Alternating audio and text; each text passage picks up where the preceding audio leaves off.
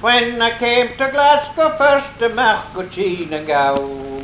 Oh, I was like a man adrift, imrach stodded howl. The noise it seemed like thunder, quia tuan each nam town. And oftentimes I wished I were a lashin teen pion.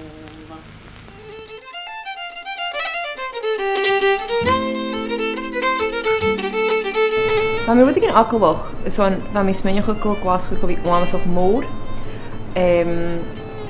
agus thuamíach go macamáil bua nachcha Glasgow mór. Bheit na géal cléachtaí a bhí a gopal cruí an na cairsnach in blú ag an taim, ach súla bhfuil cairsnach rí lorach an na Glasgow. Hadá FilmG cho láitis bheith cairsnach na Gaelic an Glasgow gusarámí an seo héin as ha mi smaenach eich gyro mi tíadach an tína Glasgow is gas gyro na carit yn ac am tína seo as gyro is am gyro yn olhau os chma seo ar son science cwtioch. Ach a tóir dul cwtioch tu fy mwy yn olhau os am géal a ha ffwrwch agus a gwban an na Glasgow. Lyr hana mis y Glasgow dosach ba is am gyro tor carit yn magwrs a is fa is am gyro jo nightlife on the hills. Hanya laid yn cael si ysgwr i seo ha ar ei glefa. Ach, ha is gorsydd am on the Glasgow ach behalm tídig adas suas gachi gael mo chodi kena. Sé bá hénas mention Sean an hana so. Well, fais ge ha trang sa ha Glasgow ar Sean Gall agus ha mis mi ha gera Gaelic gan as a velas. Ja, va sent ge ma taringach.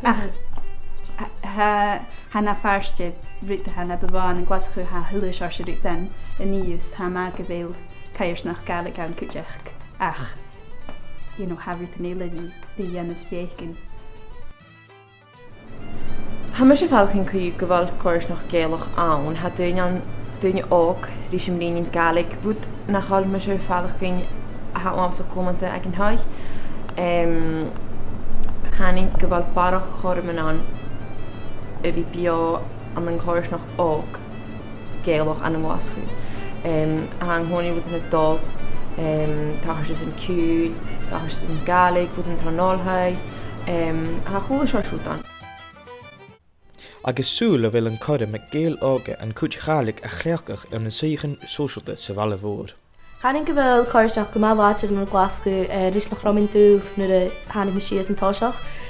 Glas go háirit leis nach chamid anú Gaelic tyf ystau yn olhau.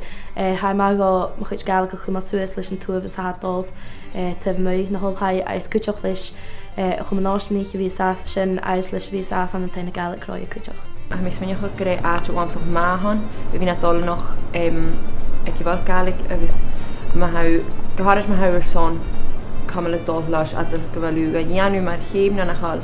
Mis meneach an nationale gat a dhéú a dhéanú Gaelic nach aidú in cairsnach an sa moniú a chléchgach.